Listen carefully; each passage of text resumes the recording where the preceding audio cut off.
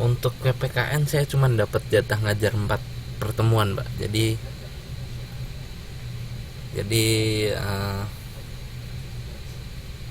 ya ini pertemuan terakhir di PPKN. Tugasnya cuman kerangkum sih, Mbak. Kemarin bisa dilihat di uh, video saya yang kemarin itu ada di YouTube juga, udah saya kasih itunya. Malam Mbak T. Iya mungkin. Nggak tahu sih itu, mungkin dari Pak Riona kan yang nyusun jadwalnya, saya juga nggak begitu tahu gitu.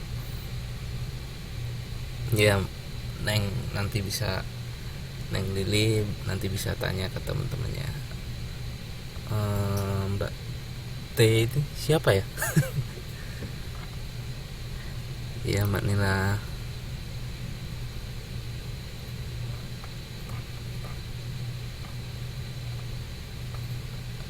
Oke.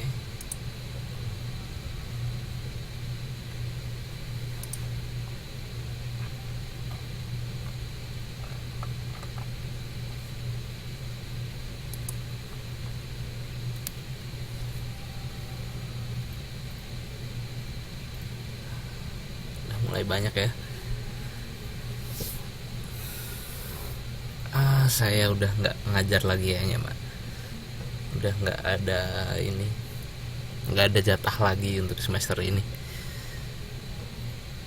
Tapi nggak tahu untuk yang hari Selasa mau diganti apa, saya juga nggak tahu mata pelajaran apa. Mungkin nanti bisa saya tanyakan ke admin dulu gitu. Waalaikumsalam ce. Ya malah libur dong Mbak, kan libur Selasa.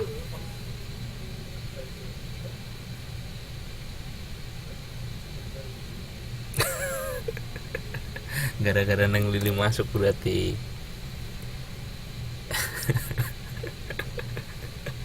Nggak, ya pas saja berarti. Masih banyak kok yang lain kan, masih banyak di sini.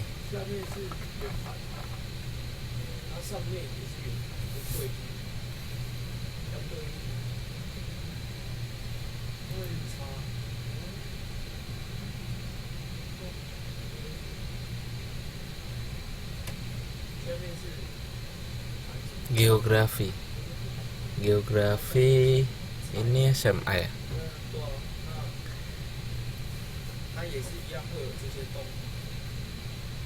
Iya sama-sama Neng Dede, salam kenal juga. SMA nanti kelas 3.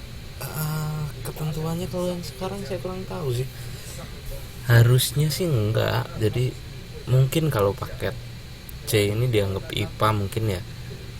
Kalau saya dulu itu cuman matematika, bahasa Inggris sama bahasa Indonesia kalau nggak salah. Sama IPA ya. Kalau IPS ada IPS sendiri, cuman ekonomi kalau nggak salah, bukan, lupa sih kalau yang IPS. Coba nanti tanya ke Pak Riona, mungkin beliau lebih tahu kan, beliau adminnya di sini. Nggak pulang, masih di Taipei, cuman PPKN udah Mbak. Jadi PPKN cuma 4 pertemuan ini. Jadi ya tugasnya yang kemarin.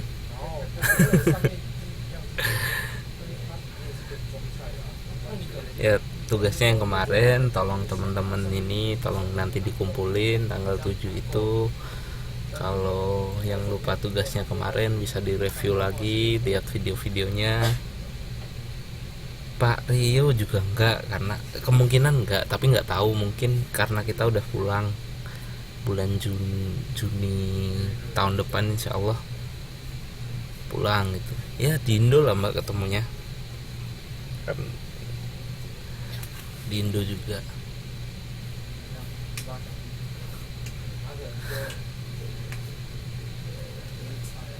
Saya Semarang Mbak. Iya, saya Semarang, jadi ya bisa lah nanti, tapi kan banyak lah teman-teman sini, nanti bisa lah kita ketemu kapan-kapan di Indo gitu, reunian di Indo. Bukan Semarang, kuliah saya di Semarang, saya aslinya Salatiga, cuman besok ngajar lagi di Semarang di Tembalang.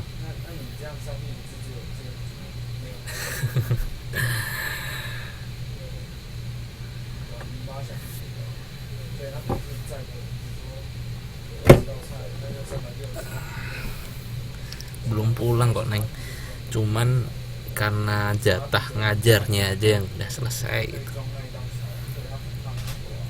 Salatiga, Mbak Dewi tahu Salatiga? Saya Tegal Rejo, Mbak. Tahu ya, dekat potongan tahu lah. Salatiga kecil kok, Mbak.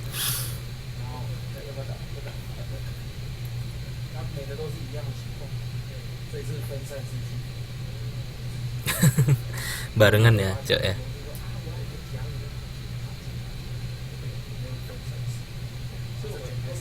Oh, namanya siapa?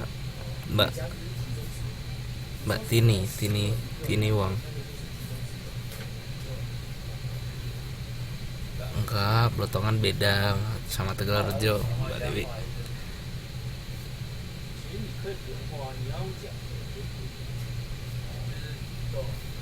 Nama nama saya Wafa, Neng Lili.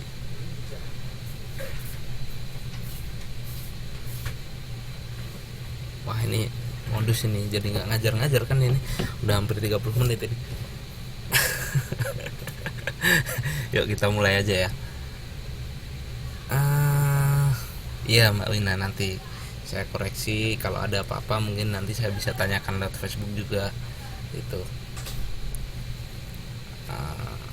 Tetap nanti saya kalau ada koreksi saya kurang jelas, nanti bisa saya tanyakan, makanya tolong dikasih nama asli, nama di Facebook dan sebagainya kalau kalau ngumpulin besok, ngumpulin tugasnya. Dan teman-teman sekali lagi ya, batas akhirnya ya minggu awal Januari besok lah, setahun lagi masih Januari 2016 ya. Tolong kalau bisa sebelum tanggal 7 udah dikumpulin kalau bisa ya. Oke, kita mulai aja. Hari ini kita bakal membahas tentang harmonisasi pemerintah pusat dan daerah.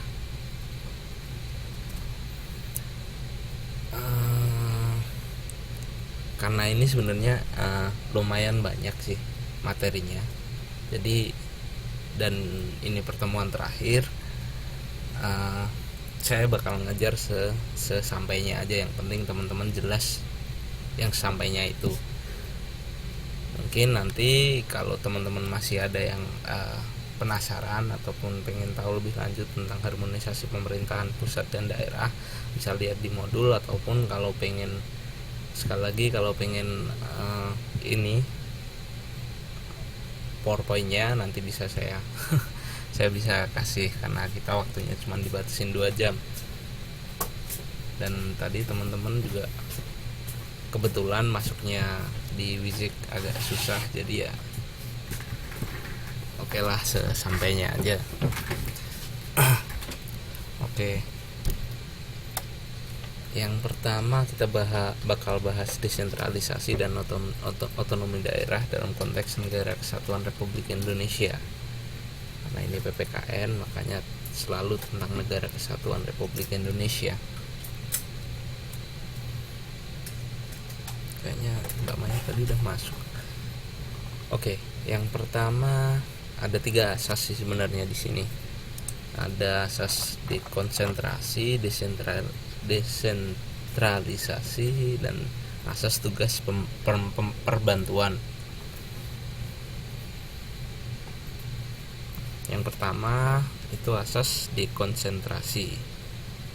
Dulu pernah saya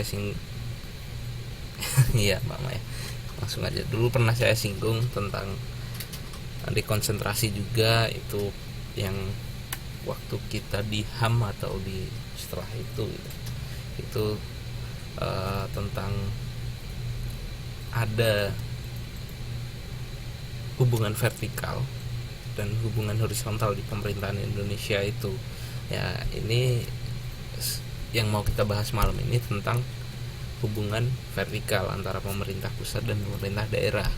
Salah satunya, asasnya ada 3 asas di sini. Asas dekonsentrasi itu merupakan pelimpahan kewenangan dari alat perlengkapan negara di pusat kepada instansi bawahannya guna melaksanakan pekerjaan tertentu dalam penyelenggaraan pemerintahan.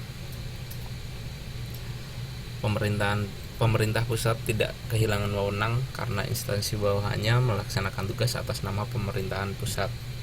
Jadi ada pelimpahan kewenangan, cuman pemerintah pusat tidak kehilangan kewenangannya. Jadi yang melaksanakan tetap pemerintahan daerah, tapi dengan masih menggunakan nama pemerintah pusat gitu. Ini yang dekonsentrasi. Terus ada dekonsentrasi, yaitu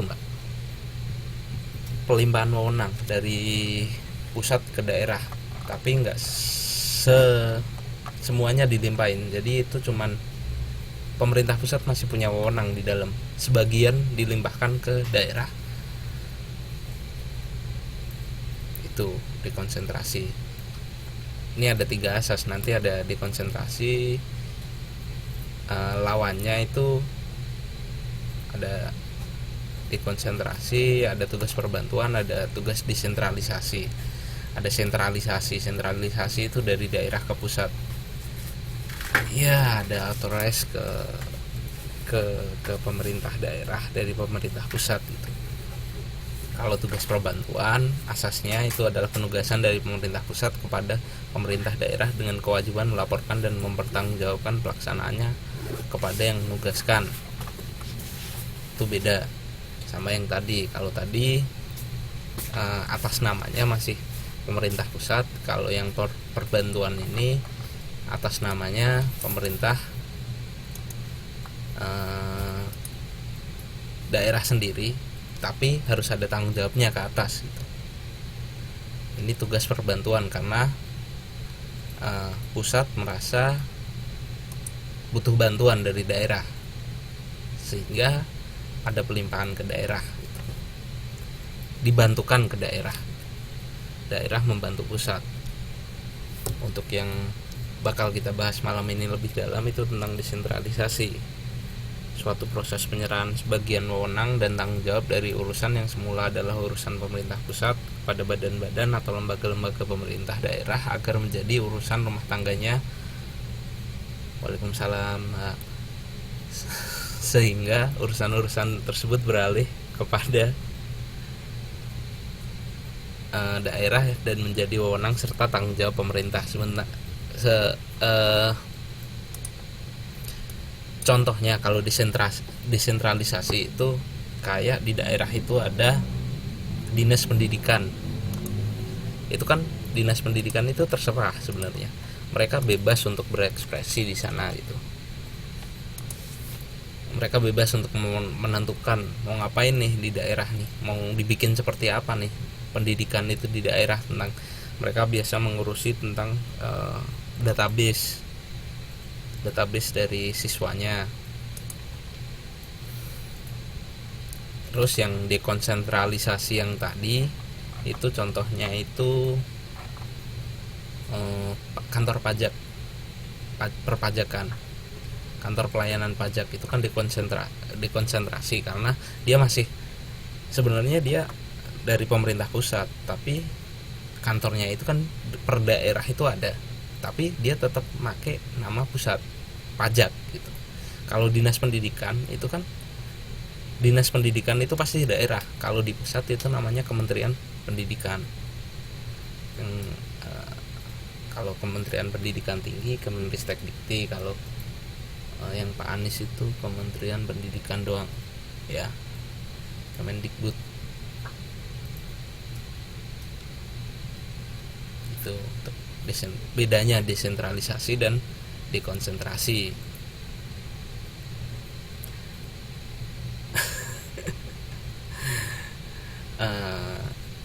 pokoknya ada dua Mbak Maya, desentralisasi sama dekonsentrasi. Kalau dekonsentrasi itu dari contoh aja, kalau dari pengertian itu agak sebenarnya emang agak hampir mirip ini, pelimpahan wewenang semua dari pusat ke daerah gitu.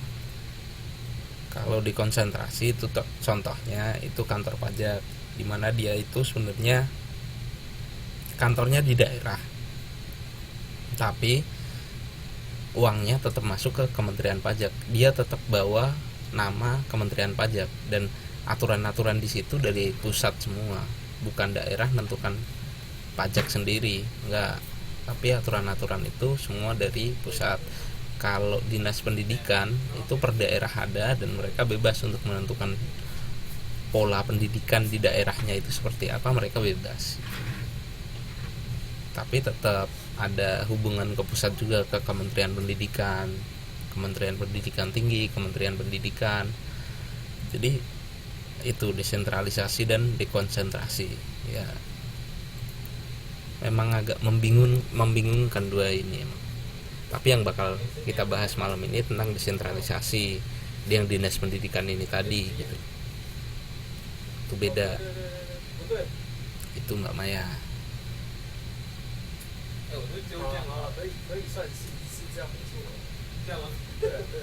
Oh.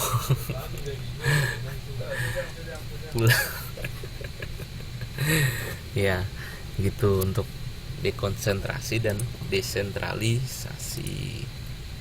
Habis ini tentang kelebihan desentralisasi, karena kita bakal fokus ke desentralisasi.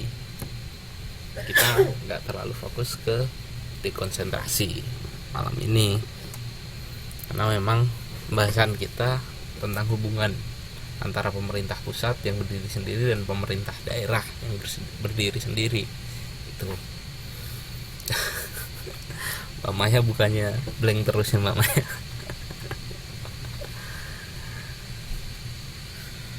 Oke, ini untuk kelebihan desentralisasi. Struktur organisasi yang didesentralisasikan merupakan pendelegasian wewenang dan memperingan manajemen pemerintah pusat. dari lahir ya Maya.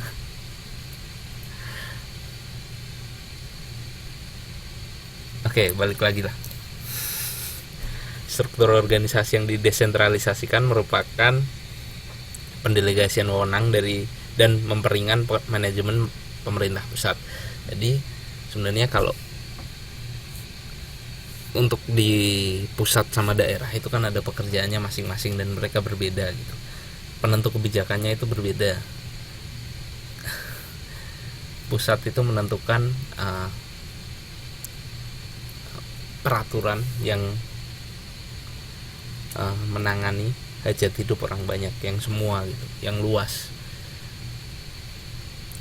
Kalau yang dinas kayak tadi contoh yang dari dinas pendidikan sama Kementerian Pendidikan, kayak kita sekolah itu 3 tahun di SMP SMA gitu, itu udah dari pusat udah ditentuin gitu. Tapi untuk pola mengajarnya tiap-tiap sekolah itu dari dinas pendidikan gitu. Jadi desentralisasi ini membantu untuk mengurangi pekerjaan di pemerintah pusat. Itu yang kelebihan desentralisasi yang kedua gitu.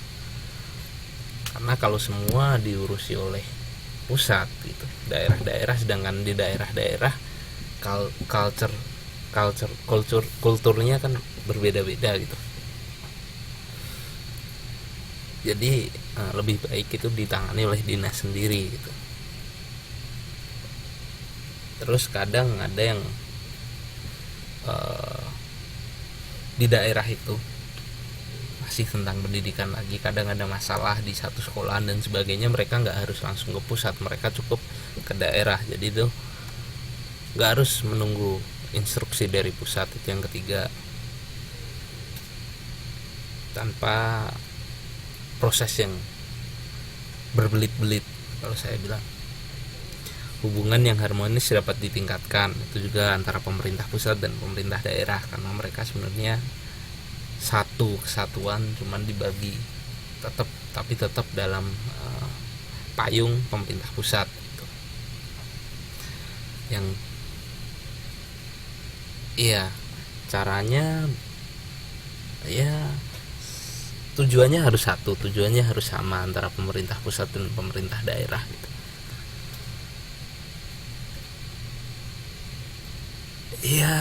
Iya, iya harus ada, harus dalam lingkupnya pemerintah pusat. Tadi Mbak T tadi siapa? Lupa saya. Ah, Oke, Mbak Tini gitu aja, Mbak Tini. Gitu. Oke, Mbak Tini. Ya, Tini Wang. Tini Wang apa Tini Wang apa? Oke lah, Mbak Tini aja ya, yang kayaknya lebih lebih lebih bisa lah, lebih sopan daripada salah sebut. Oke, selanjutnya untuk peningkatan efisiensi, karena memang pekerjaannya dibagi jadi pasti lebih efisien kalau semua ditangani di pusat. Kalau semua ditangani di pusat bakalan ribet juga pusat untuk menangani semua. Dapat mengurangi birokrasi dalam arti buruk karena keputusan dapat segera dilaksanakan. Ya itu tadi, kalau terjadi hal yang krusial, ada apa-apa di daerah bisa langsung segera diputusin, segera langsung diperbaiki, tidak usah menunggu dari pusat dulu gitu. Itu fungsinya. Ada lagi masih ini masih kelebihannya. Oh, yang ini kekurangannya, memerlukan biaya yang besar dan sulit untuk memperoleh keseragaman dan kesederhanaan. Itu kekurangan untuk satu poin ini, tapi selebihnya itu manfaat lagi. Bagi organisasi yang besar dapat memperoleh manfaat dari keadaan di tempat masing-masing, jadi masing-masing itu bisa tetap dapat manfaatnya masing-masing. Tapi untuk yang kecil juga manfaatnya pasti lebih sedikit karena semua nggak terpusat, tergantung daerahnya masing-masing. Sebelum rencana dapat diterapkan secara keseluruhan, maka dapat diterapkan dalam satu bagian tertentu terlebih dahulu sehingga rencana dapat dirubah. Oke, resiko yang mencakup kerugian dalam bidang kepegawaian, fasilitas dan organisasi dapat terbagi-bagi. Ya, resikonya pasti lebih kecil-kecil. Kalau kita hanya terpusat di satu di pusat, ketika kita ada error di sana, semua kena gitu, seluruh daerah kena. Tapi ketika kita bagi menjadi ke daerah-daerah itu sendiri, di daerah-daerah sendiri ketika ada problematik di daerah itu, ya hanya daerah itu yang kena. Jadi resiko, cakupan resikonya lebih kecil karena bisa terbagi-bagi itu. Dapat diadakan perbedaan dan pengkhususan yang berguna bagi kepentingan-kepentingan tertentu. Desentralisasi secara psikologis dapat memberikan kepuasan bagi daerah karena sifatnya yang langsung, ya karena perbedaan culture tadi ini. Jadi tiap daerah itu bisa menentukan polanya seperti apa. Itu dapat memberikan kepuasan sendiri terhadap daerah itu sendiri karena mereka menentukan kebijakan di daerahnya itu lewat orang-orang dari daerahnya yang mengerti tentang culture di daerahnya, tentang gimana sih daerahnya. Jadi kebijakan-kebijakan yang diambil itu pro masyarakat, harusnya begitu. Oke, untuk kelemahan desentralisasi yang pertama tadi yang saya salah masukin ke kelebihan, itu biayanya yang gede. Harus ada biaya penambahan untuk kayak biaya awalnya itu gede karena membentuk dinas-dinas baru di daerah kan gitu. Tapi untuk kesininya ya lumayan kecil, nggak terlalu gede untuk masalah biaya, tapi tetap lebih kecil sebenarnya kalau dikelola di pemerintah pusat. Karena pemerintah pusat ibaratnya kalau di pemerintah pusat ya udah di pemerintah pusat itu sendiri, tapi kalau mau di daerah ya biayanya per daerah itu ada transfer ke sana dan sebagainya kan gitu. Biayanya jadi lebih banyak sebenarnya. Itu masalah biaya yang pertama untuk kelemahannya. Untuk yang kedua, besarnya organ-organ pemerintahan yang membuat struktur pemerintahan bertambah kompleks dan berimplikasi pada lemahnya koordinasi. Tentang koordinasi sih ini sebenarnya.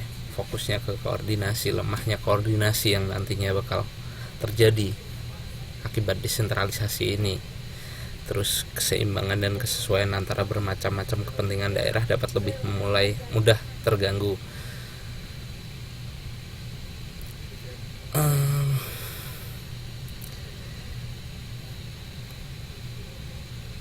Karena daerah itu mempunyai kepentingan sendiri sebenarnya. Kayak kemarin itu sifat-sifat kedaerahan itu. Nah, ini desentralisasi tutorial mendorong timbulnya paham kedaerahan. Itu yang kemarin salah satu hal negatif di NKRI itu, ketika itu tumbuhnya suatu paham kedaerahan yang terlalu cinta akan daerahnya sendiri sampai melupakan bahwa kita ini adalah sebuah negara kesatuan. Paham-paham kedaerahan itu, keputusan yang diambil memerlukan waktu yang lama karena memerlukan perundingan yang bertele-tele. Ya, kadang untuk keputusan krusial bisa langsung diputusin. Kalau untuk keputusan yang memang memerlukan pusat, pemerintah pusat dalam hal ini untuk menentukannya, mereka di daerah itu udah masuk ke undang-undang, padahal kita pemerintah daerah nggak bisa ganti undang-undang, mereka harus ke pusat. Nah, makanya kalau udah harus ke pusat itu birokrasinya lebih rumit, apalagi di Indonesia. Oke.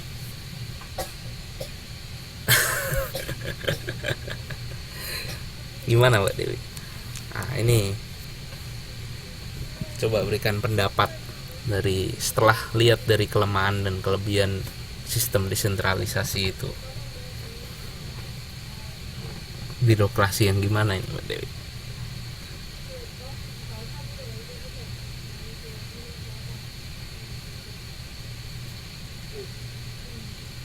Mungkin yang lain bisa ngasih pendapat atau komentar juga tentang desentralisasi ini di Indonesia, pelaksanaannya gimana, ataupun emang Pak kelemahan dan kelebihannya ini emang sangat sangat terlihat jelas di Indonesia sekarang itu, atau ya Pak ini emang lebih baik. Coba yang lain mungkin bisa kasih komen.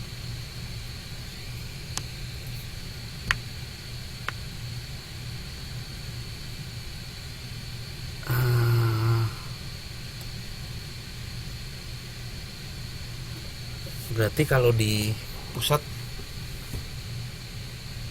nggak dikorupsi dong?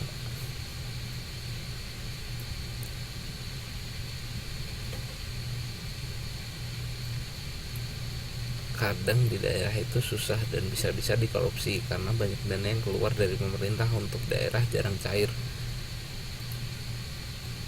Oh, berarti yang korupsi tetap pusat ya maksudnya.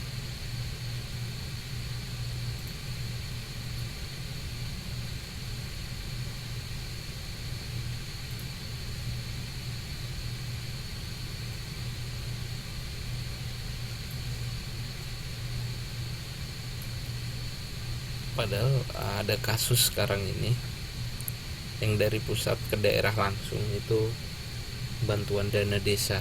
Sekarang desa boleh mengelola dananya sendiri.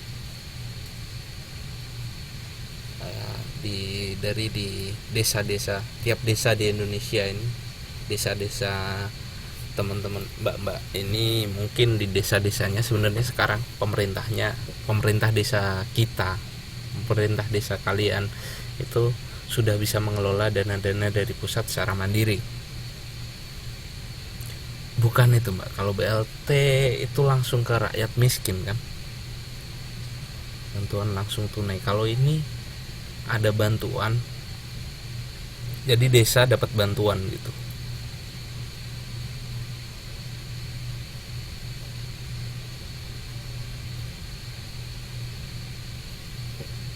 Iya, BLT BOS itu juga sebenarnya masih banyak permasalahan kalau untuk hal-hal itu. Tapi untuk yang sekarang ini, desa itu sudah bisa mengelola, ada dana dari pusat. Satu desa itu kalau nggak salah 1,5 M untuk per tahunnya, 1,5 M. Jadi sebenarnya teman-teman masyarakat di desa harus tahu untuk masalah ini. Kalau enggak, itu nanti masuk ke kantong-kantong di saku-saku pejabat-pejabat desa. Ya makanya teman-teman kalau ada ini harus lebih pintar untuk meminta pertanggungjawaban dari pejabat-pejabat desa itu sendiri.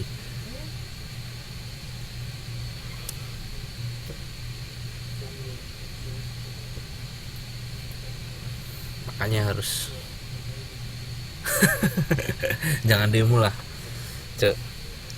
Mungkin lebih bagus kalau menempuh jalurnya yang benar gitu. Dari masyarakat itu untuk bangun desa, itu untuk meningkatkan kesejahteraan masyarakat di desa dari kecil itu.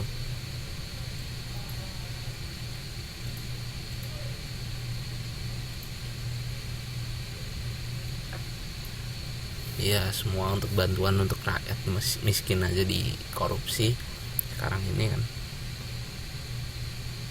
Ya makanya sekarang ini ada dana desa itu ada. Makanya nanti kalau umpamanya teman-teman sempat pulang masih itu, mungkin bisa ikut mengawasi dana desa yang kalau nggak salah 2016-2015 kemarin harusnya mereka udah bikin rencana anggarannya, terus dimasukin ke desa gitu. 2016 mungkin udah turun ke desa-desa, jadi teman-teman bisa minta pertanggungjawabannya ke, mungkin bisa, oh ada ya dana desa itu sebenarnya ada ya. Jadi jangan tutup mata untuk hal itu, nanti dimakan juga sama pejabat-pejabat desa kan gitu. Tapi dengan cara-cara yang bagus gitu.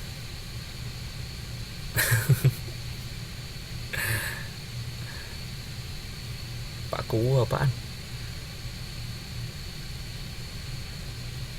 Kepala desa gitu. Masalahnya itu sebagian, kalau nggak salah 70% itu untuk meningkatkan kesejahteraan masyarakat, untuk pembangunan gitu.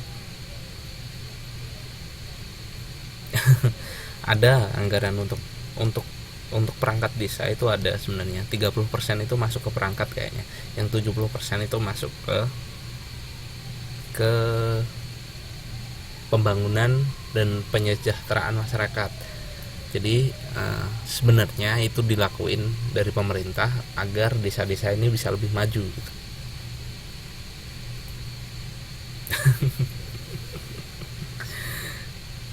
Saya belum lahir itu, Cak. Kalau Pak Kuwu.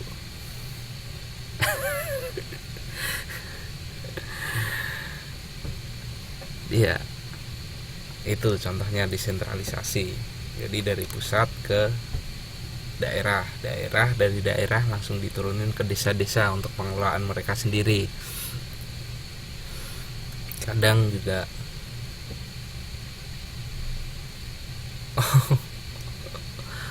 biasa mbak itu, karena setingkat lurah aja bisa korupsi gitu di Indonesia, apalagi yang di atas.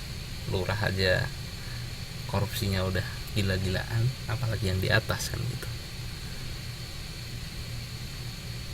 Kalau permasalahan korupsi itu udah, saya pun kadang-kadang sama teman-teman di sini diskusi masalah korupsi itu udah nggak ada habisnya. Itu udah nggak bisa gitu. Beras untuk rakyat miskin itu penyalurannya itu dekonsentrasi, kayak penyalurannya itu dari pemerintah atas nama pemerintah, tapi yang mengelola sebagian di daerah-daerah, tapi tetap dilaporin ke pemerintah gitu. Ya Cek, nyalon aja lah, jadi bisa lebih membangun Indonesia dari daerahnya seenak sendiri, itu lebih bagus. nggak cuman diem, jadi lakukan sesuatu tapi jangan anarkis gitu, maksudnya dengan cara yang baik. Itu aja saran saya buat teman-teman. Teman-teman pasti bisa lah habis pulang dari sini besok, mungkin bisa bantu sedikit gitu. Nggak usah pakai modal lah.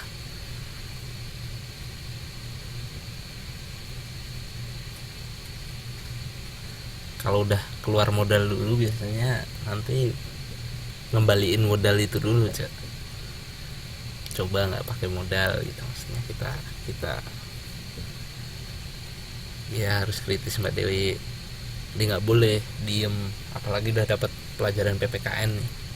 Kita tahu hak-hak kita, kewajiban kita udah semua gitu.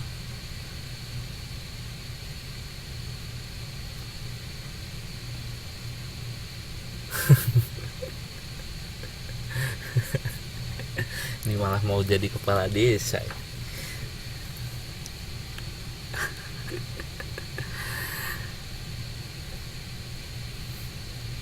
Ketika ngomongin tentang PPKN ini sebenarnya tentang kehidupan kenegaraan kita sebenarnya.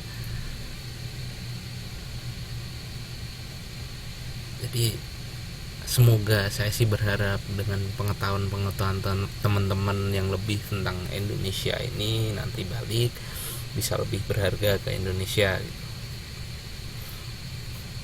Nggak cuman oh ya udahlah ngerti aja gitu, tapi ada kelanjutannya gitu dari pelajaran yang mungkin kita belajar bareng-bareng di sini. Oke, lanjut ya. Ini untuk istrinya 2 deh Mbak Dewi. Enak bener ini. Satu aja nggak habis-habis, mau 2.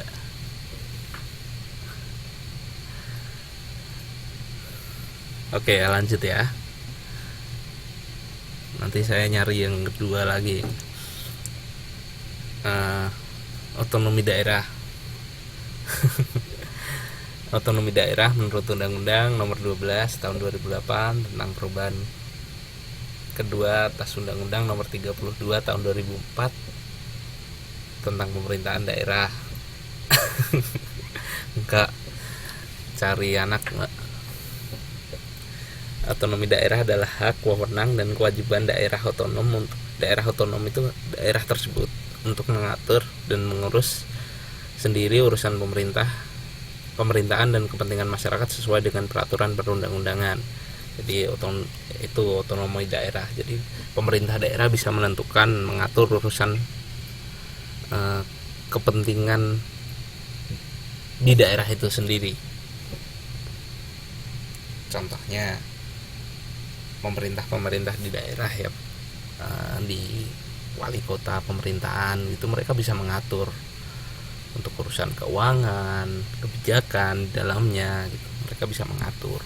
Itu otonomi daerah. Tapi ada sebagian daerah yang mempunyai otonomi khusus. Iya, nanti cari uangnya. Ini lagi cari uang. Dan oke. Itu jadi pemerintah daerah bisa menentukan sesuai otonomi daerahnya sendiri, tapi tetap ada daerah-daerah istimewa kayak daerah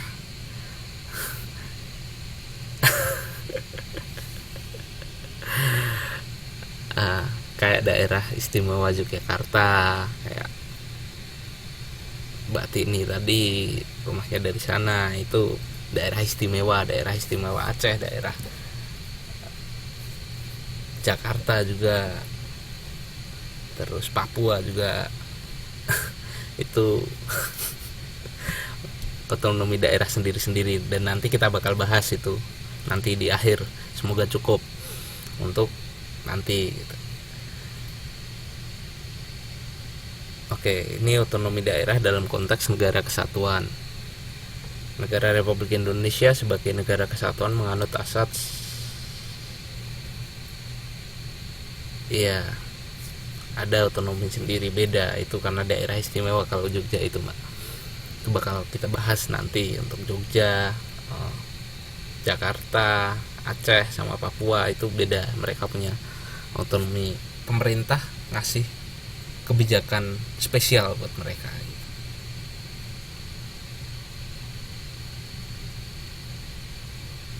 Oke.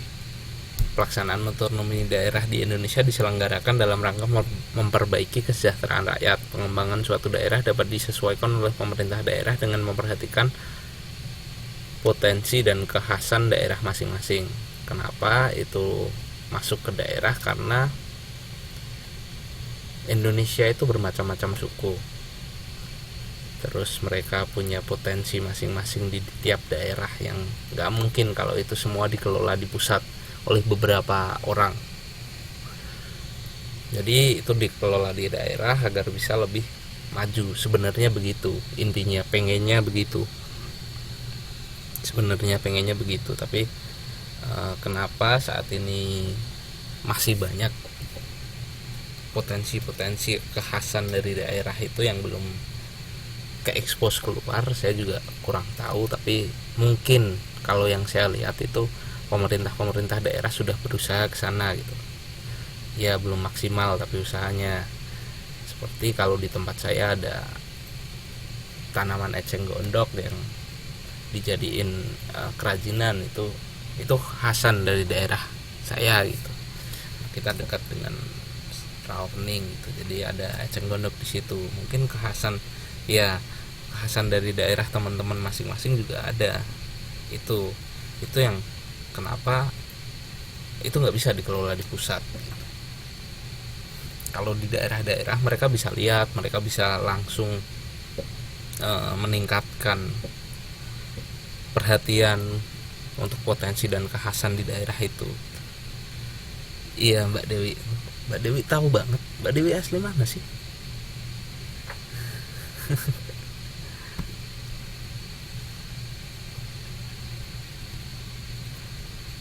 Deket ya berarti ya sama saya. Oh, saya kira orang sana juga Mbak. Oke. Pelaksanaan otonomi daerah selain berlandaskan pada acuan hukum juga sebagai implementasi tuntutan globalisasi yang diberdayakan dengan cara memberikan daerah kewenangan yang lebih luas, lebih nyata dan bertanggung jawab, terutama dalam mengatur, memanfaatkan dan menggali sumber potensi yang ada di daerahnya masing-masing. Di semua daerah dikasih kewenangan sendiri-sendiri. Mereka bisa berekspresi di sana, mereka bisa menampilkan kayak di Pekalongan, pengrajin batik di sana mereka bikin kayak semacam market sendiri. Mereka bikin kumpulan dari para batik itu ya, pengrajin batik dikumpulin jadi satu, mereka jadi sentra khas Pekalongan di sana. Itu otonomi daerah itu bisa gitu tanpa melalui pemerintah pusat. Jadi mereka bisa berekspresi seluas-luasnya pemerintah daerah itu sendiri. Maju atau tidaknya daerah sangat ditentukan oleh kemampuan dan kemauan untuk melaksanakan pemerintahan daerah. Pemerintah daerah bebas berekspresi, berkreasi, berekspresi dalam rangka membangun daerahnya. Ya itu tadi, mereka bebas gitu, terserah. Itu tergantung mereka sendiri. Kayak Bandung nih, Bandung sekarang terkenal banget kalau saya lihat sih, maksudnya dengan pemimpinnya yang sekarang Kang Emil ya. Itu Bandung lebih maju sekarang karena mereka sangat-sangat kreatif. Dan ya Ridwan Kamil itu beliau sangat kreatif dalam membangun Bandung dan akhirnya dikenal. Bandung sangat-sangat terkenal, dia sangat kreatif dan inovatif. Kalau saya lihat Bandung sangat-sangat maju. Kemarin saya sempat tinggal di sana 6 bulan, sekolah juga, kebetulan ada pendidikan di sana 6 bulan. Jadi ya Bu Risma juga sangat-sangat keren juga karena dia punya gaya style sendiri tanpa mengikuti orang lain. Mereka Bu Risma, Pak Ahok, Kang Emil gitu, itu kan orang-orang yang Iya Bu Risma, iya sangat-sangat itu. Saya juga dapat cerita dari teman-teman itu, kalau yang orang Surabaya pasti. Iya, itu tergantung inovasi dari daerahnya masing-masing itu. Enas Cirebon ya, sama kayak Pak Rionado.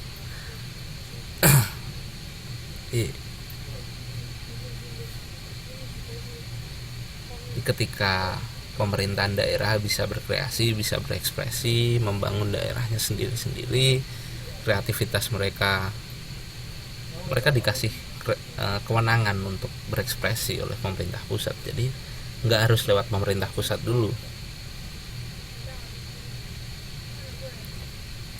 Iya Mbak Dewi, Bu Risma juga untuk menentukan sesuatu di Surabaya, beliau juga kebanyak kebijakannya yang nggak harus lewat pemerintah pusat. Seperti kayak yang terkenal dari Bu Risma itu lokalisasi di Doli itu beliau singkirkan, maksudnya mencoba menghilangkan lokalisasi di Doli ya, Gang Doli itu nggak perlu sampai ke pusat, dia bisa bebas berekspresi untuk menata daerahnya gitu. Semoga udah nggak ada, semoga udah nggak ada hal-hal seperti itu gitu. Ya itu kan keberanian Bu Risma sebenarnya. Di daerah-daerah banyak seperti Gang Doli itu, banyak kan lokalisasi di daerah-daerah, cuman banyak yang menutupi itu sumber pemasukan pejabat-pejabat juga di daerah. Mungkin kalau enggak ya buat polisi juga, mungkin juga kita cuman bisa berandai-andai. Kalau memang itu jelek, kenapa nggak dihapuskan dari sekarang, itu maksudnya.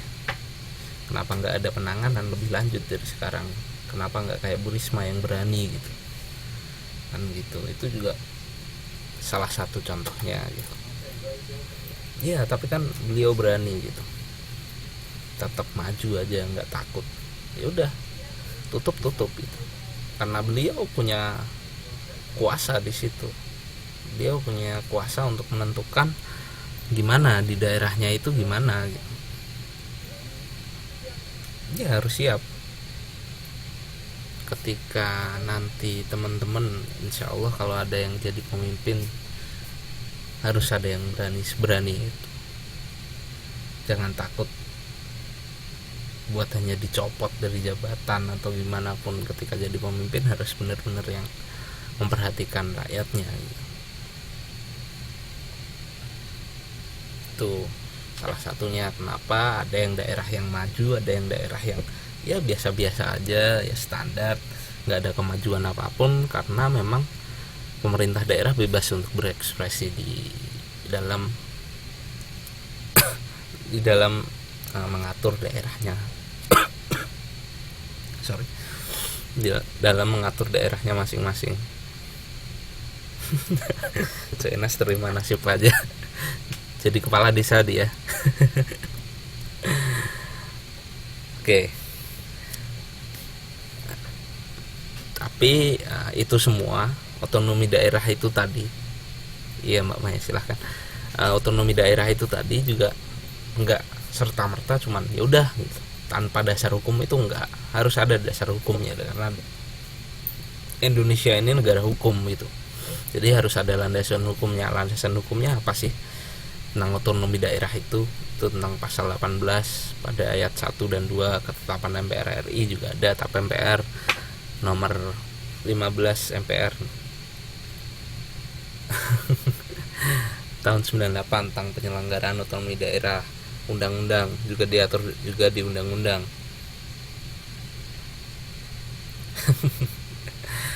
Jadi tetap walaupun kebijakan di daerahnya itu mereka nggak serta merta ya udah terserah mereka gitu, nggak, harus ada landasan hukumnya juga gitu. Nah ini landasan hukumnya teman-teman, yang ini yang harus nanti kalau jadi pemimpin juga jangan asal tabrak juga. Pasti Kang Emil, Bu Risma, Ahok itu juga mereka bertindak atas dasar hukum juga. Makanya harus tahu tentang landasan hukumnya aja. Jangan asal tanda tangan, asal maju berani gitu tapi nggak punya landasan hukum kan. Harus ada tetap, kalau teman-teman jadi pemimpin pun harus bertindak itu harus ada landasan hukumnya, harus ada alasannya ya Mak. Ya, itu tadi yang penting di Indonesia itu landasan hukum. Karena apa? Banyak pemimpin di Indonesia yang ya udah tanda tangan pada akhirnya kena gitu. Padahal dia nggak ngerti apa-apa gitu. Yang dapat uang juga bukan dia gitu. Tapi tetap kena gitu.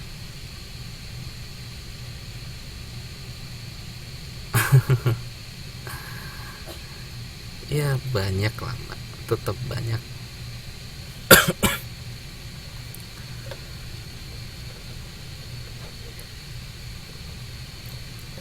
Banyak yang mempermainkan hukum. Siapa ya ahli-ahli hukum itu sendiri banyak lah di Indonesia, ataupun mafia-mafia itu. Makanya harus tahu lah, paling nggak harus tahu sedikit-sedikit kenapa ada pendidikan PPKN ini juga, kenapa ada pasal-pasal di dalamnya, ada undang-undang di dalamnya, apa landasan hukumnya. Ya paling nggak ketika teman-teman jadi orang, mungkin karena saya nggak bisa bilang saya karena semua orang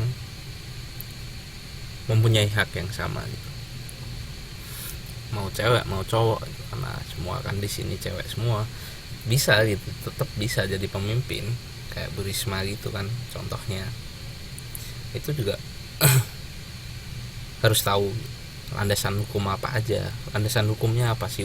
Undang-Undang Dasar 1945 yang mengatur tentang ini itu apa gitu. Makanya dari kemarin sebenarnya ada gitu. Ya banyak Mbak, banyak banyak yang greget juga.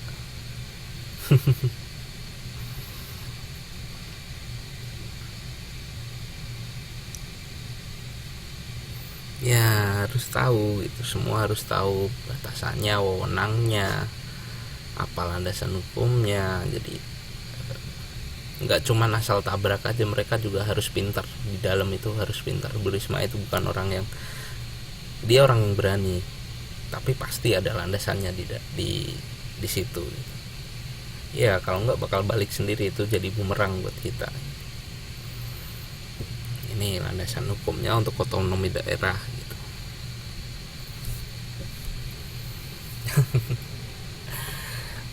Oke, untuk yang selanjutnya ini tentang nilai, dimensi, dan prinsip otonomi daerah di Indonesia. Nilai-nilai dasar pelaksanaan desentralisasi dan otonomi daerah di Indonesia. Nilai unitaris yang diwujudkan dalam pandangan bahwa Indonesia tidak mempunyai kesatuan pemerintahan lain di dalamnya yang bersifat negara. Berarti kedaulatan yang melekat pada rakyat, bangsa, dan negara Republik Indonesia tidak akan terbagi di antara kesatuan-kesatuan pemerintahan. Itu yang nilai unitaris yang minggu kemarin kalau nggak salah ya, tentang keutuhan NKRI itu unitaris. Karena Indonesia nggak menganut tentang yang negara-negara, pembagian negara-negara itu seperti Amerika Serikat. Indonesia nggak seperti itu, jadi nggak ada pemerintah daerah sampai mengurusi tentang politik internasional, nggak ada gitu. Mereka tetap di pusat, pemerintah daerah ada batasannya sendiri-sendiri gitu.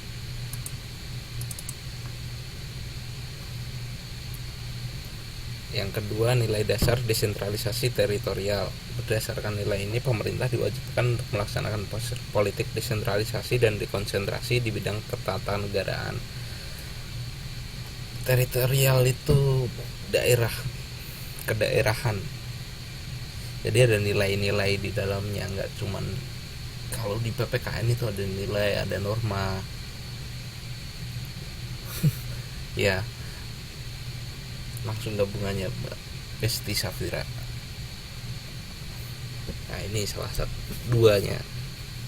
Ini tentang nilai-nilai dasarnya itu, nilai unitaris dan nilai dasar desentralisasi teritorial. Ini dimensinya dari pembagiannya dalam segi dimensi, dari dimensi politik. Kabupaten atau kota dipandang kurang mempunyai fanatisme kedaerahan sehingga resiko gerakan separatisme dan peluang berkembangnya aspirasi federalis relatif minim. Kenapa ditaruh otonomi di daerah? Ya sebenarnya untuk itu tadi, dari manfaat desentralisasi tadi, itu salah satunya kan mereka bisa menentukan kebijakan-kebijakan di daerahnya masing-masing yang pro dengan daerahnya itu kan. Makanya itu untuk mengurangi gerakan separatisme di dalamnya. Dari segi administratif, penyelenggaraan pemerintahan dan pelayanan kepada masyarakat relatif dapat lebih efektif. Seperti coba kalau kita pembuatan KTP harus di pusat, itu kan nggak efektif. Jadi ada di daerah itu mereka punya kebijakan itu, pembuatan KTP itu di daerah-daerah. Walaupun database-nya nanti dari daerah akan ke pusat. Bisa disebut jemput bola ya, karena itu tadi Mbak, ini sebenarnya ya karena desentralisasi dari pusat ke daerah. Jadi kalau semuanya ditangani di pusat ya nggak bisa. Salah satu ya dari keuntungan kerugiannya tadi sebenarnya kita ini breakdown, ini turunan. Iya KTP, oh iya ya, seumur hidup ya. Saya kurang tahu, coba saya cek dulu. Kok saya jadi penasaran. KTP saya, oh iya, seumur hidup. Saya punya 2 KTP ini. Yang satu sampai 2017.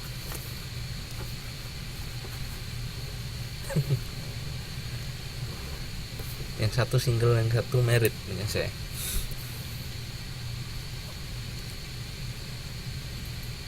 Ya seumur hidup. Kok bisa bukan orang Indonesia, Mbak Desti Safira?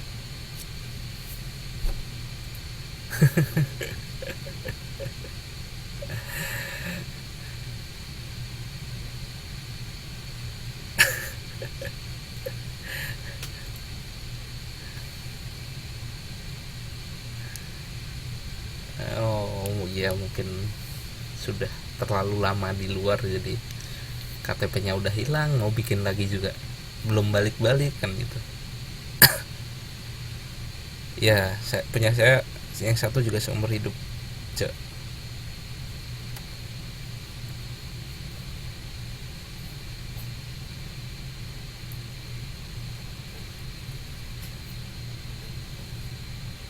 Ya, itu tentang salah satu dimensi administratifnya itu di situ.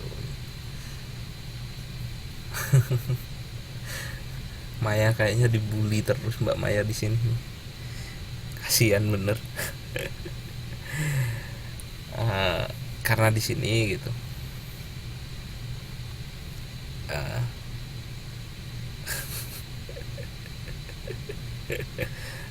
Nggak apa-apa Mbak. Buat lucu-lucuan di sini. Kalau nggak ada yang dibully nanti sepi. Harus ada yang rela dibully.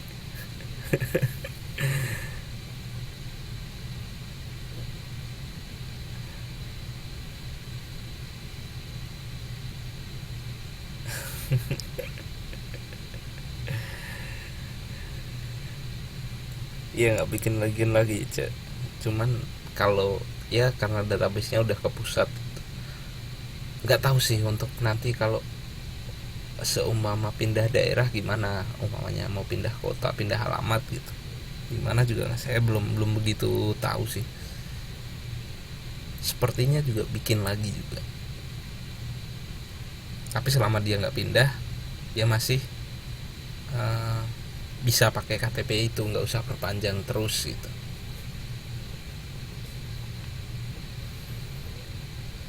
Oke, kabupaten atau kota adalah ujung tombak pelaksanaan pembangunan, sehingga kabupaten atau kota lah yang lebih tahu kebutuhan dan potensi rakyat di daerahnya.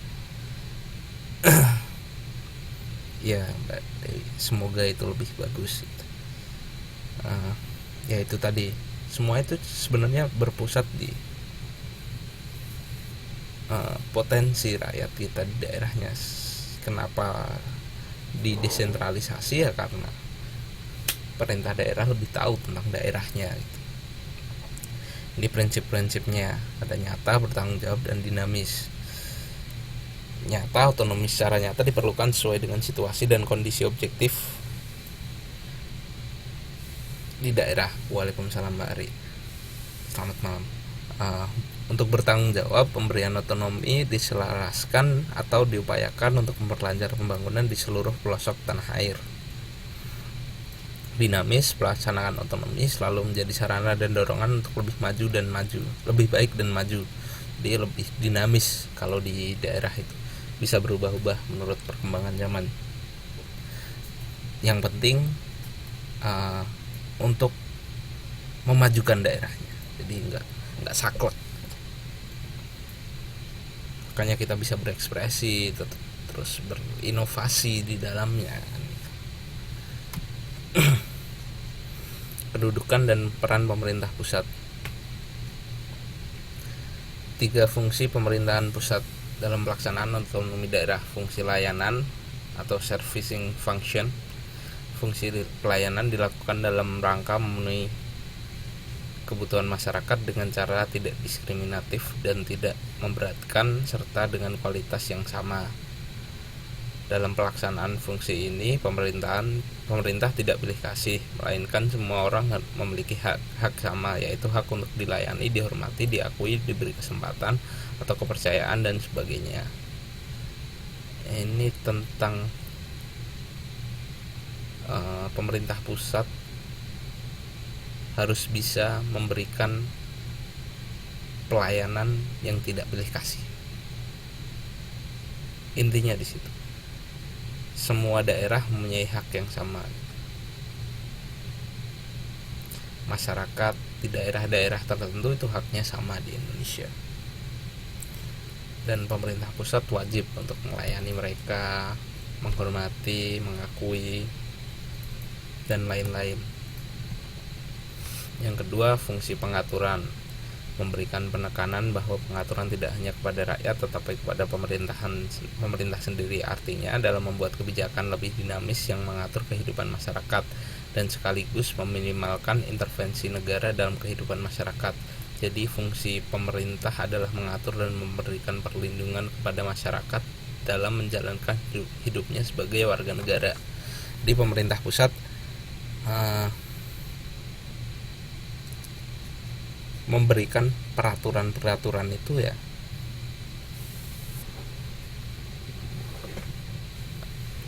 harus lebih dinamis, nggak bisa saklek terhadap masyarakat kecil gitu.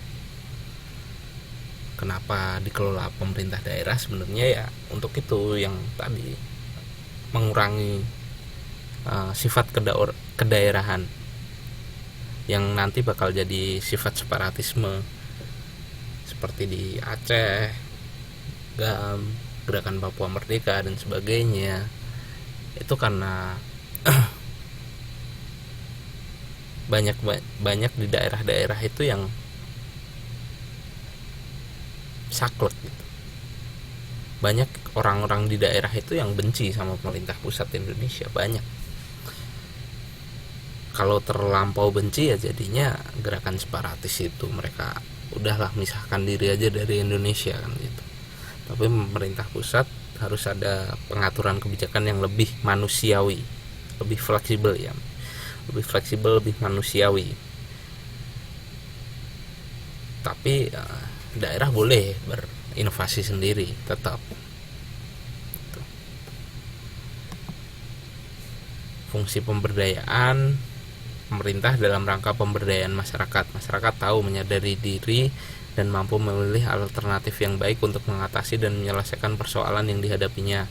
Pemerintah dalam fungsi ini hanya sebagai fasilitator dan motivator untuk membantu masyarakat menemukan jalan keluar dalam menghadapi setiap persoalan. Kayaknya udah jelas kalau yang pemberdayaan ini. Pemerintah hanya sebagai fasilitator dan motivator untuk membantu masyarakat menemukan jalan keluar. Dia memfasilitasi. Dalam hal ini masyarakat itu dikelola oleh pemerintah daerah. Hanya dia memfasilitasi pemerintah daerah, memotivasi pemerintah daerah agar bisa menemukan jalan keluar dari permasalahan-permasalahan di daerah. Tapi pemerintah pusat tidak bisa secara langsung intervensi. Pemerintahan daerah menyelenggarakan urusan pemerintahan yang menjadi kewenangannya, kecuali urusan pemerintahan yang oleh undang-undang ditentukan menjadi urusan pemerintah pusat. Urusan pemerintahan yang menjadi urusan pemerintah pusat meliputi politik luar negeri, pertahanan, keamanan, justisi, moneter dan fiskal nasional, agama serta norma. Jadi ada beda sendiri antara pemerintah pusat, ada beda kewenangan, tapi tetap masih ada yang ditangani di pusat. Politik luar negeri yang pasti itu dari pusat, nggak mungkin daerah kan. Gitu. Kedudukan dan peran pemerintah daerah. Urusan pemerintahan yang diselenggarakan oleh pemerintahan daerah mencakup semua urusan pemerintahan kecuali beberapa urusan yang menjadi kewenangan pemerintah pusat, yaitu kewenangan dalam bidang politik luar negeri, pertahanan, keamanan, peradilan, serta negara. Itu yang tadi. Ini kewenangan pemerintah daerah. Apa aja sih kewenangan pemerintah daerah itu? Untuk perencanaan dan pengendalian pembangunan. Yang kedua, perencanaan, pemanfaatan, dan pengawasan tata ruang. Pembangunan di daerah, pengawasan tata ruang, pemanfaatan tata ruang itu tergantung daerah. Kayak di Bandung ada Taman Jomblo dan sebagainya, itu tergantung daerah, nggak bisa pusat gitu. Pusat nggak intervensi gitu. Kayak di Bandung itu Taman Jomblo, taman apa lagi, taman-taman gitu loh.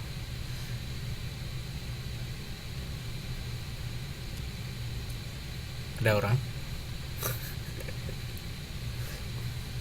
Halo. Mbak Maya doang ini.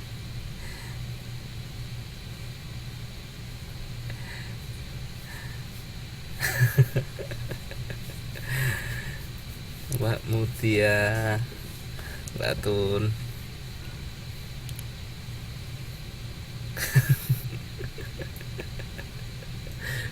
Nyimak sambil apa, Pak? Gosok lagi. Sekarang malam ini nggak gosok malam ini.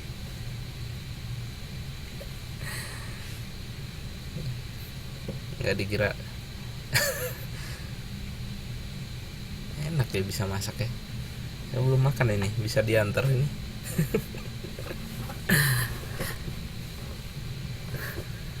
Siapa yang terus yang jadi yang ngepet siapa, Mak? Kalau jaga lilin doang. Kapan Mbak Mutia pulang?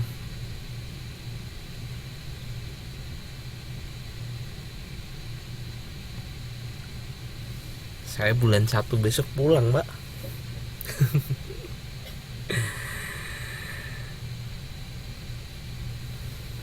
Saya bulan 1 sampai bulan 2 pulang. Karena emang liburan.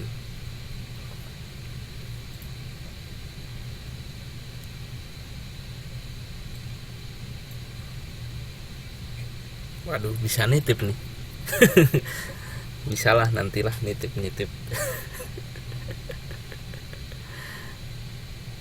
Mbak Alfian malah mau nitip saya.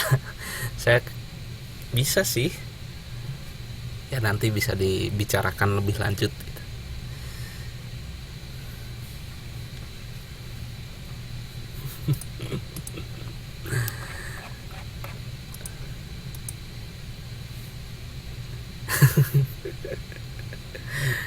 Oleh-oleh apa nih, Cek?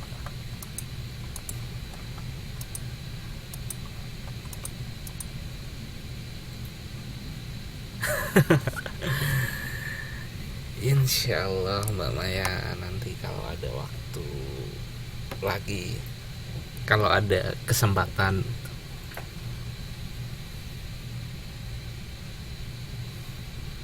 semoga nanti masih bisa ngajar teman-teman di sini gitu.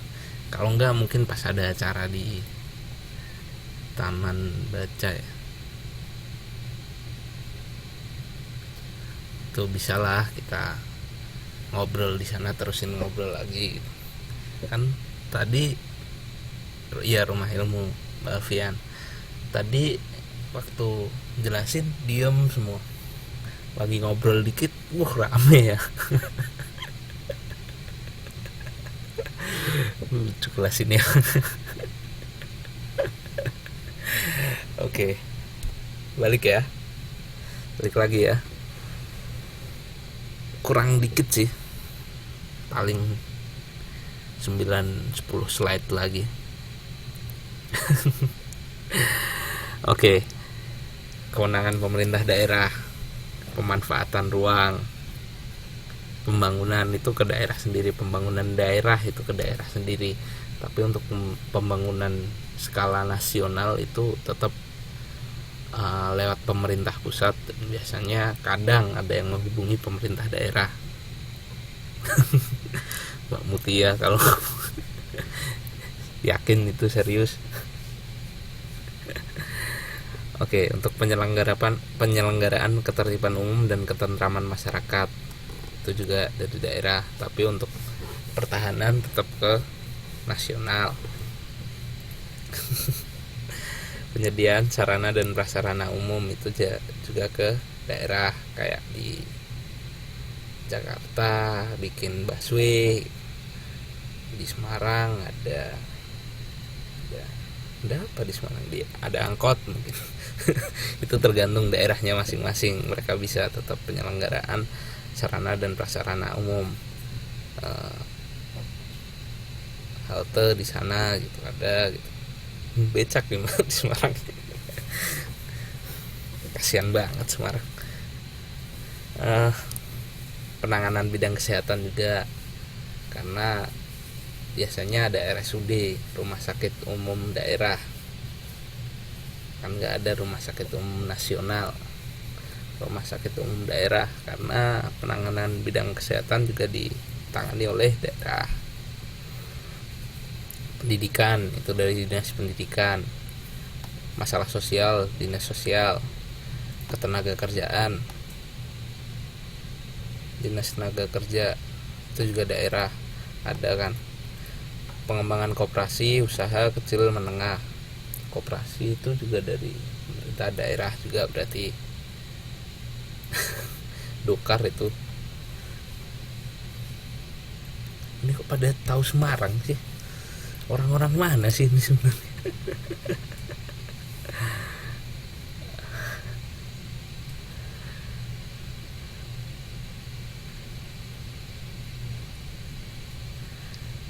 Koperasi daerah ada Mbak, tetap itu masuknya ke daerah.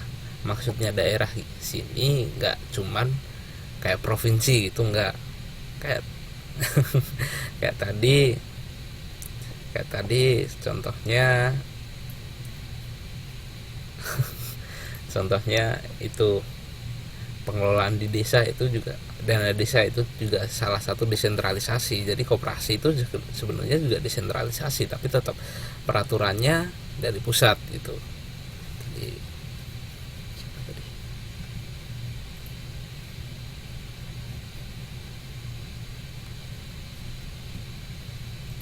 Mbak Alfian itu untuk pengendalian lingkungan hidup juga, pertanahan juga itu diurusi oleh daerah sendiri, nggak langsung ke pusat. Kok pada tahu Semarang sih? Mbak Dewi ini orang mana sih? Mbak Tini tadi Jogja.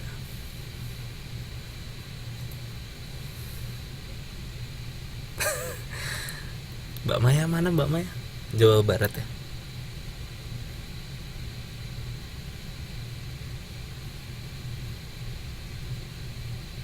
Jawa Tengah mana, Mbak? Oh, Cilacap. Cilacap mana ya?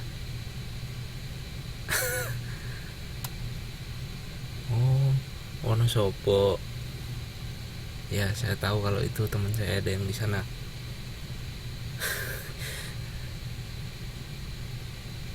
Hah, itu apa, Mbak? Batun. Kok kasar?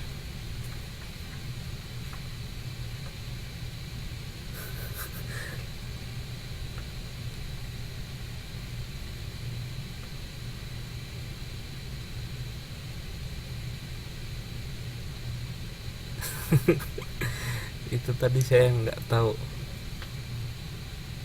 Oh, nggak, maksudnya itu tadi ada yang apa gitu. Tadi yang pertama awal kalimat itu kok kalau bahasa Indonesianya kok agak ini malah pada ngomongin oh, malah pada ngomongin Semarang dan daerah-daerah. Oh, maaf Mbak Maya, nggak tahu itu, sumpah saya nggak tahu. Mungkin bacanya beda mungkin gitu. Karena kalau di bahasa Indonesia kan itu kurang kurang bagus itu artinya.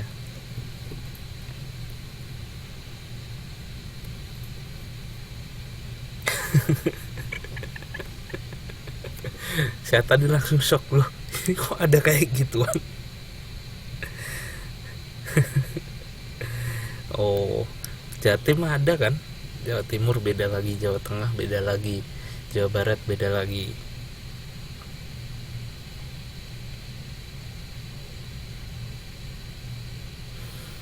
Saya Semarangan, kalau saya Salatiga beda sendiri sih. Ya, Jawa Tengah deso gitu lah bahasanya lah. Ujung Timur Mbak Desti Safira. Jawa Timur ujung apa Indonesia ujung ini?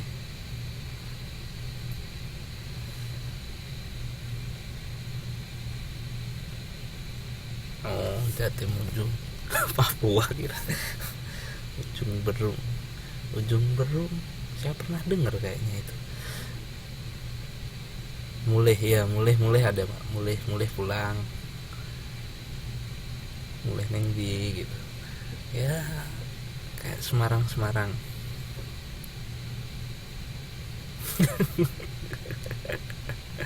Kan jadi banyak.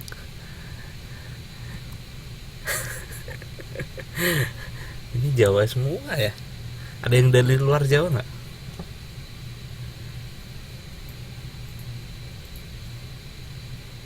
Nggak ada yang dari luar Jawa ya.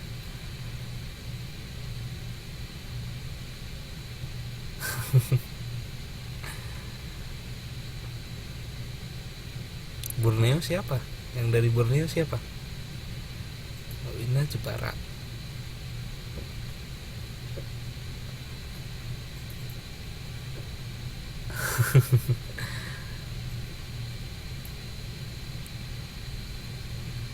Ya, inilah banyak banyak culture di Indonesia, bahasa, kebudayaan yang kalau itu semua, kalau di sini, kalau di bab ini, kalau semua dikelola di pusat ya nggak bakal bisa nyambung, karena Indonesia memang negara kesatuan. Eh, Banyak suku di dalamnya, banyak bahasa seperti kita ini gitu. Jadi kalau kadang di sana itu nggak apa-apa, tapi di daerah lain itu ternyata kurang sopan, makanya itu harus kebijakannya harus ke lewat daerah-daerah itu sendiri. Oke, lanjut. Untuk menunjukkan pelaksanaan kewenangan tersebut berjalan dengan baik dapat diukur dalam 3 indikasi.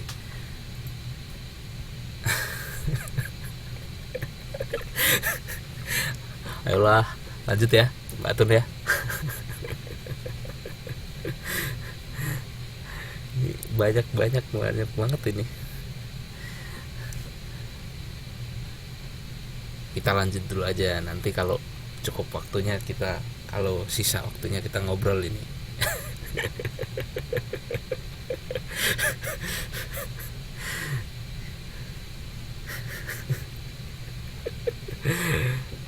Oke,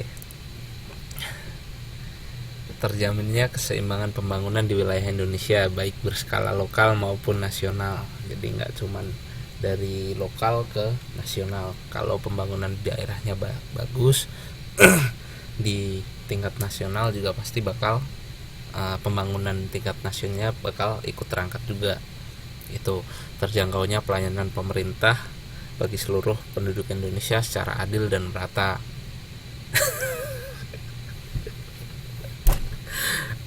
Oke.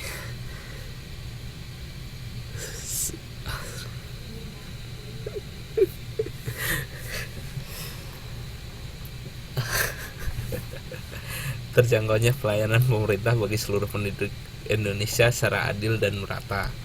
Jadi balik ke cita-cita NKRI dari undang-undang kemarin, penduduk Indonesia makmur, adil dan sejahtera. Secara adil dan merata ini harus ada pelayanan pemerintah.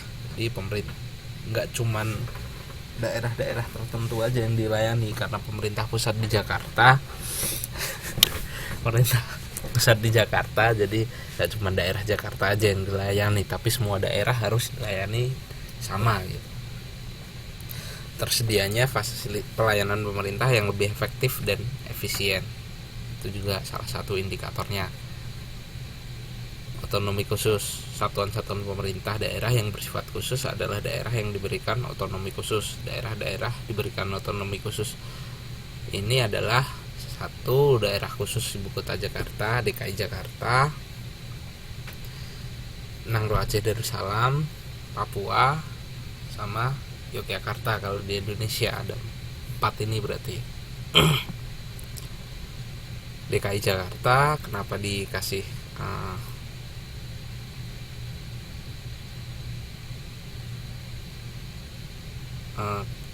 otonomi khusus untuk DKI Jakarta? Karena pusat pemerintahan itu ada di Jakarta sebagai ibu kota negara Indonesia dan memiliki fungsi dan peran yang penting untuk mendukung penyelenggaraan pemerintahan negara kesatuan Republik Indonesia. Jadi diberikan kekhususan terkait dengan tugas, hak, kewajiban dan tanggung jawab dalam penyelenggaraan pemerintahan daerah.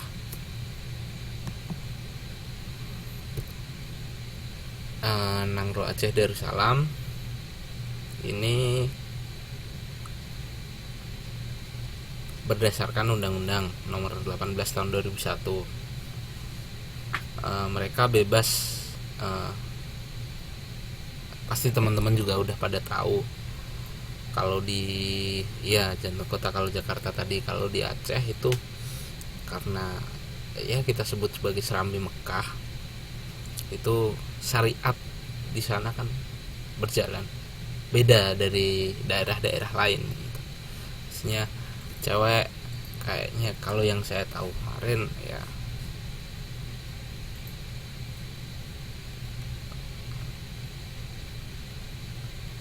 kuat apa nih, abstrak banget.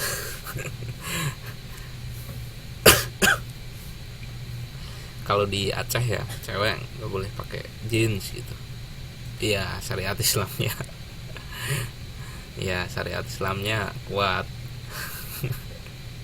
Iya, sama saya juga, kok tiba-tiba kuat aja ini. Pelaksanaan syariat di sana kan kuat, jadi cewek nggak boleh pakai jeans ketat gitu. Terus hukuman di sana juga menurut syariat Islam boleh, ya boleh, karena itu daerah khusus, itu otonomi khusus. Daerah Nangro Aceh dari Darussalam punya otonomi khusus yang diberikan Indonesia, dan ada undang-undangnya, ada landasan hukumnya. Mbak Maya banget itu. Jadi penetapan syariat-syariat di Nangro Aceh Darussalam itu ada landasan hukumnya, dan Indonesia udah membolehkan hal itu. Ya, dijunjung tinggi di sana di Nangro Aceh Darussalam. Kalau di Jakarta pusat pemerintahan, kalau di Aceh karena uh, Islamnya mereka ya. Terus kalau mencuri ataupun berbuat mesum itu dari cerita teman-teman itu hukumannya juga kadang hukum cambuk gitu-gitu. Jadi nggak langsung di penjara. Kalau di daerah lain pasti langsung masuk penjara, tapi kalau di Aceh ya ada hukuman sendiri, mungkin sebagai tambahan, saya juga kurang tahu, tapi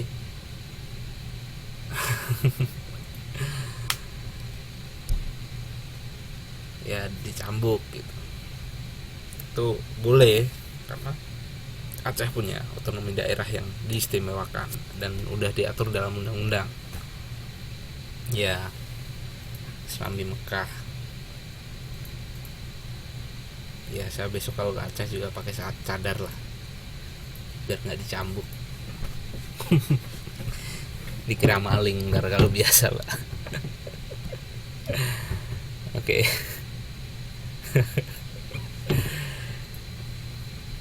Lanjut, ini Papua juga karena itu ada landasan hukumnya juga kalau di Papua, karena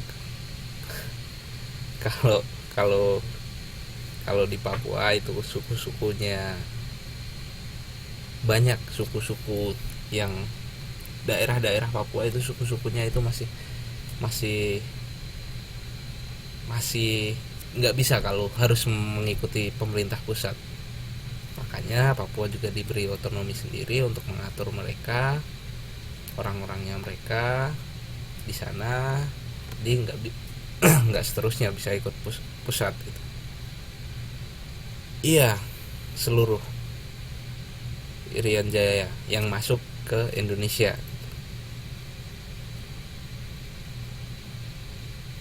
Ya, ya bisa kita sebut gitu, tapi kayaknya kurang sopan kalau kita sebut seperti itu, Mbak Ari. Jadi saya ngomongnya masih harus perlu pembenahan gitu. Masih harus perlu pembenahan lebih lanjut. Jadi nggak bisa kalau harus disetarain sama daerah-daerah lain yang emang udah maju gitu.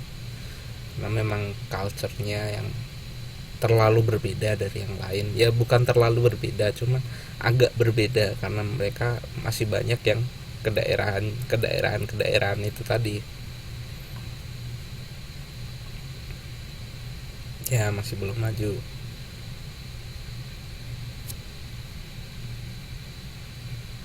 Ya bisa dibilang ya benar. Berarti ini mungkin itu adatnya masih terlalu kental di sana. Adat istiadat dari zaman dulu yang masih terlalu kental, masih terlalu hampir di semua daerah di Papua kan gitu. Makanya ada otonomi sendiri di Papua juga. Terus di Jogja juga karena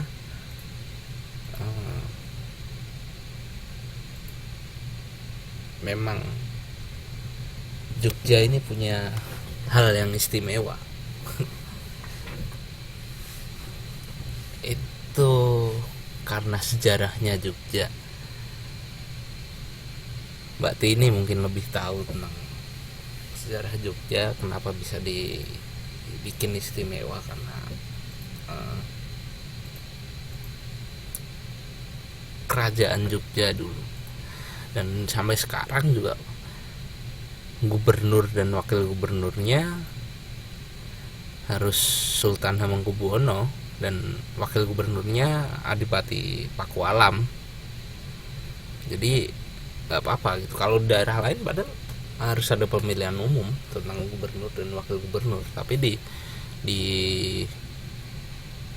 daerah istimewa Yogyakarta ini nggak bisa, harus dari sultan mereka yang memimpin gitu, yang jadi gubernur di sana gitu.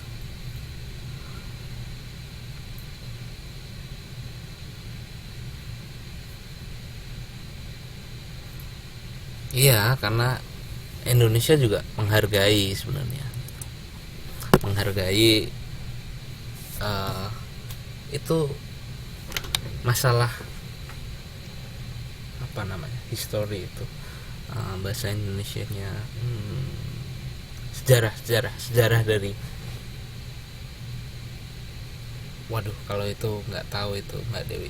Mungkin Mbak Tina tadi lebih tahu daripada, karena beliau kan orang Jogja gitu. Karena yang saya tahu ya pokoknya itu pemimpinnya yang jadi gubernur di Yogyakarta itu ya Sultan Hamengkubuwono gitu. Itu Indonesia nggak apa-apa tanpa pemilihan umum dan sebagainya. Itu udah urusan itu, karena sejarahnya udah beda, karena Indonesia juga menghargai sejarah itu. Makanya Indonesia di Yogyakarta juga salah satu otonomi daerah yang diistimewakan, salah satunya selain Jakarta, karena ibu kota negara kita. Oh, Mbak Tininya kabur takut disuruh cerita mungkin. Jakarta karena ibu kota negara, Papua karena memang harus ada pembenahan terlebih dahulu, terus Aceh dengan kultur Islamnya yang begitu kental di sana, dan yang terakhir Yogyakarta ini karena sejarah tentang peran kerajaan dalam mendapatkan kemerdekaan di Indonesia itu sangat besar. Jadi mereka dikasih kewenangan khusus di sana. Ya, itu juga diatur dalam undang-undang juga nomor 13 tahun 2012, tata cara pengisian jabatan gubernur, kelembagaan, kebudayaan, pertanahan, dan tata ruangnya itu berbeda dari yang lain. Enggak beda Mbak Alfian. Sultan itu setara gubernur. Ya, di situ udah dan wewenang gubernur dan wakil gubernur. Calon gubernur DIY Sultan Hamengkubuwono itu. Mbak Tini kabur ya. Padahal saya udah seneng tadi ada orang Jogja, mungkin bisa ya masih bagian dari NKRI, jadi tapi tetap ada kewenangan khusus di sana. Di DIY di Aceh juga masih, cuman ada kewenangan khusus juga, karena kalau pemerintah pusat saklek dengan itunya nggak bisa ini nggak bisa terjadi keharmonisan antara pemerintah pusat dan pemerintah daerah. Makanya itu tadi ada daerah-daerah yang diistimewakan. Ya, itu Mbak Tini bisa cerita mungkin. Wah, bukan orang Jogja ini kayaknya ini. Pas Jogja malah sinyal mati. Udah, ini tentang keharmonisan antara pemerintah pusat dan daerah. Jadi teman-teman sekarang bisa tahu mana yang kenapa harus ada pembagian kerja antara pemerintah pusat dan daerah yang kita sebut dengan desentralisasi ini tadi. Kelebihannya apa, kelemahannya apa, otonomi daerah itu kenapa, di mana aja di Indonesia yang dapat otonomi khusus, daerah-daerah khusus di Indonesia itu mana aja, lebih tahu kan sekarang ya. Itu oke untuk pelajaran PPKN malam ini ya, kayaknya udah selesai itunya. Oke, bener. Dan tanggal 7 ya Mbak-mbak sekalian, tolong dikumpulin tugasnya gitu, karena kan udah nggak ketemu lagi. Mungkin kalau mau tanya-tanya yang kurang ngerti atau gimana bisa tanya saya lewat bisa tanya-tanya lewat Facebook ataupun email juga nggak apa-apa gitu. Facebook juga bisa, di Facebook di grup saya gabung di situ juga, banyak yang udah berteman. Kalau ya boleh Mbak.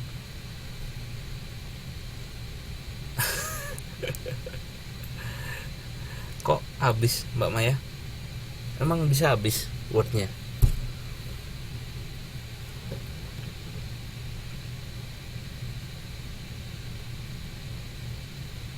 Tuh suruh mampir ke tempat Mbak Tini tuh, mau dibeliin apa kalau khasnya Jogja apa, gudeg gudeg.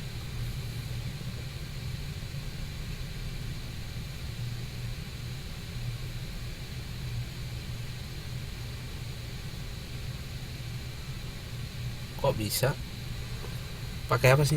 Mac Mbak Maya, MacBook. Wah enak itu Mbak Tini. Tuh loh Mbak Dewi, Jawa Tengah kayaknya tahu semua dia.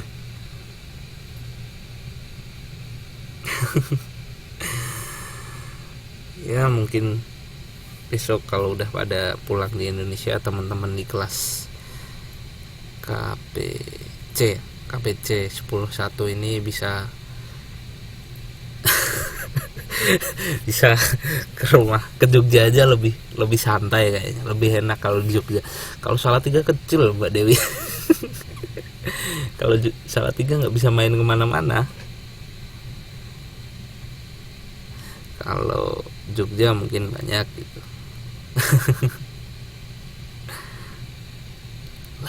Mbak Dewi kok tahu Kopen juga sih. Makasih Mbak Maya. Iya, sama-sama, ini saya juga, kita sama-sama belajar di sini. Saya juga sekarang juga lebih refresh lagi pelajaran-pelajaran yang dulu gitu. Lalu tuh buka itu tour guide gitu Mbak Mbak Tini.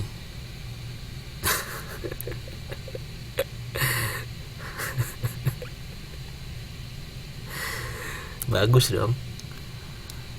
Kalau suka traveling, lebih menghargai Indonesia, bisa lebih lihat keanekaragaman Indonesia gitu. Ya tadi yang udah ngumpulin Mbak Wina, cuman saya belum bisa koreksi juga.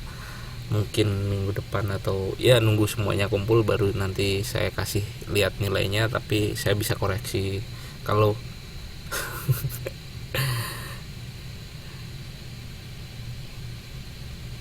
oh Mbak Tini ini dia promosi dia punya penginapan gratis nggak Mbak Tini itu. Mbak Dewi kok tahu Bandungan juga sih, itu tempat nggak jelas itu Mbak, Kopeng Bandungan kok. Tahu kayak doli gitu itu. Gratis 1 malam Mbak. Waduh, jadi kalau teman-teman pada ngumpul ke sana gratis semua dong itu 1 malam.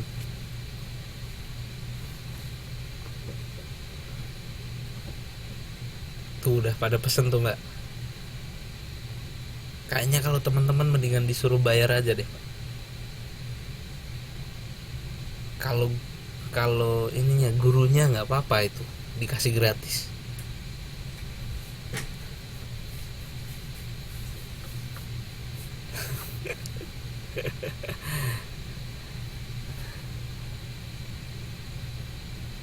Iya, harusnya gurunya yang dikasih gratis. Kalau teman-temannya kayaknya suruh bayar aja Mbak itu Mbak.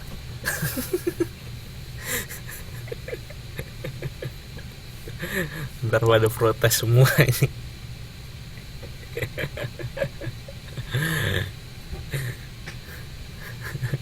Cuman 1 malam kok yang digratis, kasih gratis. Iya Mbak. Iya kalau saya kalau ada yang mau keluar duluan nggak apa-apa, ini kalau ada yang mau ngerjain tugas atau mau ngapain juga, ini kelas ini udah selesai dan pelajaran PPKN juga sampai sini gitu.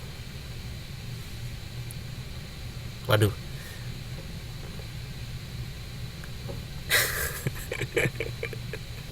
gimana kalau ini main kartu yang kalah bayarin? Waduh, curang ini. Aduh,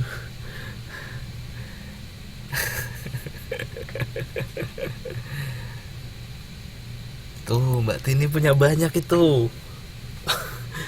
Nah kalau main sama Mbak Ari, dia pasti kalah karena nggak bisa. Liburan, saya libur terus Mbak. Saya udah nggak ada kuliah, cuman lagi tesis saja, jadi tiap hari juga libur. Belum kemana-mana Mbak kalau di Taipei, di Taiwan maksudnya Mbak tuh, karena emang nggak tahu mana-mana. Ya di Taipei aja Mbak, di night market aja, jalan-jalan.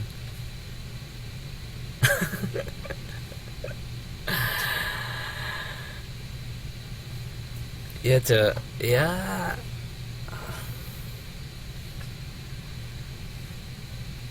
main lah, kalau pada main ke Taipei teman-teman bisa lah nanti main gitu kemana gitu. Oke Mbak Mutia, terima kasih.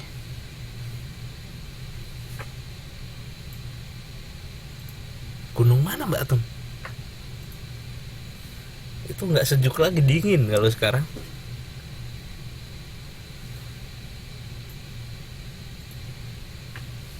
Pito itu mana ya?